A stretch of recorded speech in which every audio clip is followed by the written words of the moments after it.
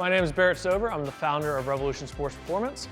Today we're going to talk about biceps tendonitis and how that usually happens in pitchers and what we do to fix it with our athletes. So main concept here we want to talk about, and we're going to kind of assume that you're already doing this type of thing.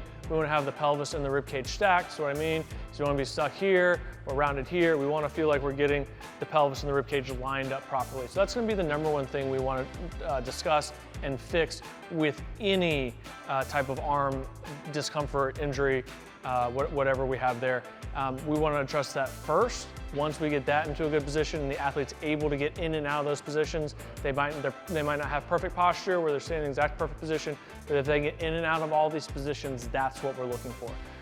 So we're going to assume that we're attacking that first, and we're going to get a little bit more specific into the shoulder girdle right now on what we do with these guys. So what we see a lot of in especially better youth pitchers, we'll say 15 to 20 years old, is the traditional shoulder winging. So if you look at Brandon here, the idea is that the scapula is rotated forward and up, kind of already rounding there, and then you'll see the back edge sticking up off of the rib cage.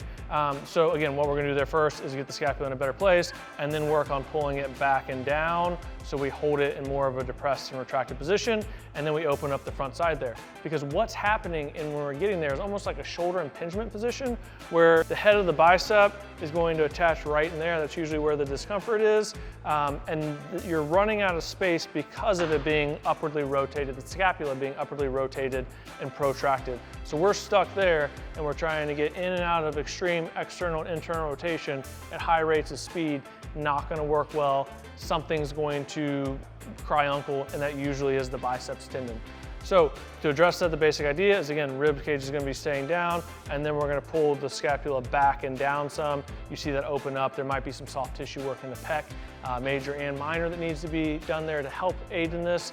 So that's something that we would do as well, whether it's with a lacrosse ball or referring out to a manual therapist. So we're going to talk about it in terms of isolation today.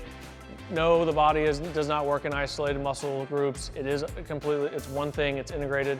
But I think to understand the problem and how to kind of start solving it, we're going to start in more of an isolated approach, and then we'll work more to integrate it as the athlete gets better and better. So what we're going to address first is low trap, then we'll go into serratus, and then we'll go into triceps, and that's basically the way we look at it in order of importance of how to fix the issue of biceps tendonitis in overhead throwers. So we're going to start off with doing a low trap exercise I like a lot. A few reasons here. We are incorporating the pelvis in the ribcage position. So as I talked about earlier, we're making sure that that is in place. And then as we go through it, it's going to hit the low trap like we talked about, but also add in a little external rotation. So we're going to set the ribcage and the pelvis first. We're going to have a slight tuck there. Brandon did a great job where he's not really rounded right here, but he is in more of a lumbar flexion position as opposed to lumbar extension. And we really want to keep that position so the rib cage acts as the foundation for the scapula to slide on. So from there, he's going to go to a W raise. You'll see the scapula rotate back and down here. He's going to feel that a lot right here in his low trap, and you're going to feel it some with the external rotation here. You're going to try to get the thumb up and back as much as possible, and you're going to get some retraction as that as well. So go down slowly. He's going to get a full protraction and upward rotation, so you're kind of going into that position that we don't want you in. So we get a full stretch here, and then go back into, again, we're getting scapular depression, retraction here, and a little external rotation through the arm there, all while keeping the pelvis and the rib cage in a really good position. So that's the number one thing that's important here. For serratus, where we like to start is a very simple serratus wall squat.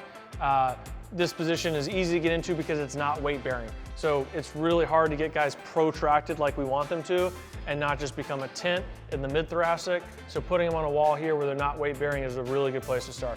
We're gonna make sure the elbows are in line with the shoulders, hands are out a little bit, and then he's gonna push back from basically upper T-spine, almost thinking pushing to a low cervical spine, and that way we don't, again, get that tent right here and just fold there. He's gonna keep his elbows glued to the wall. He's gonna squat down like 1 or 2 inches here, and then he's gonna inhale, exhale, holding that position, and he's gonna try to expand his upper back and upper chest. As he holds there, you'll really feel the serratus kind of almost cramp if you're doing it right.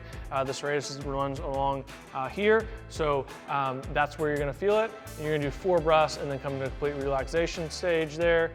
All right, and then reset, and we'll do that again. So we want full inhale, exhales here. We want to see the front and the back of the chest expanding as he does this, and nothing else moving. So that's why it looks like he's not really doing anything right now. Most people start losing shoulder flexion around 90 degrees, and so you're going to see the elbows kick out and the hands come in. We don't want that because then we're shrugging at that point. We're not getting that the upward rotation around the rib cage that we want. So we're gonna make sure that the elbows are in line with the shoulders and the thumbs are in line with the elbows. So we have that position now, and that's really a big key there. And then he's gonna squat down that 1 inch and push the upper back away from the wall and hold there as he's doing the breaths, trying to expand, again, what I think is where I picture kind of like low cervical, high thoracic. That's where we want the expansion, and the same thing on the front side of the chest. One of probably the most overlooked muscles in the arm when we're talking about shoulder health, arm health, is the tricep. The long head of the tricep actually attaches onto the scapula. So if it's long and weak, and when we're rolled forward, getting it a little bit stronger will help actually pull that scapula back into a better position as well. So we're gonna pull the shoulder blade back and down to a good position, keeping the rib cage there, like Brandon did a good job of doing, and keeping the elbow in line with the rest of the body here. You can see how this is coming back in a good position there, and even just holding this here is tough for him, which is, it should be. So from there, we're just gonna kick back, do a tricep extension, kick back, rotate the palm, the back of the palm up towards the ceiling, and then slow back in. If you do this right, you're almost gonna feel like your tricep cramps as you get into full extension of the elbow here. Kick back there, big squeeze, good. So the main thing we want to focus on here is that, number one, we're not rolled forward. It's very easy to do this and just sit in this position and kind of do like your gym bro tricep extension there. We don't want that. The other thing that happens when we get in this position is we end up side bending a lot. So we're using our oblique to hold ourselves in place instead of actually using our low trap to kind of an isometric with the low trap to hold the shoulder blade in a good position and then strengthen the tricep on top of that. So make sure you focus on this, you go slow, drop the ego. This is a very lightweight exercise because it'll pull you into bad positions if you try to do too much. And then feel free to reset a few times if you're doing a set of 12. We go light, 8 to 12 reps on this. And as you go, you might start creeping back around. So after 5 or 6, you might need to reset, get yourself in position, and then knock out the second half of the reps. So hopefully that gives you a better understanding of what's going on with bicep tendonitis and a little bit of a game plan of how to fix it. As always, if there is something that's going on with your arm and you have the discomfort or pain, you need to be evaluated so you get the full body picture, and it's not just something where you're trying to accomplish it or knock it out on your own. See a PT, see a strength coach, see someone that works with overhead throwers so that they can help you get back to your full level. If you are working with someone and you just need a few extra exercises, hopefully this can help you.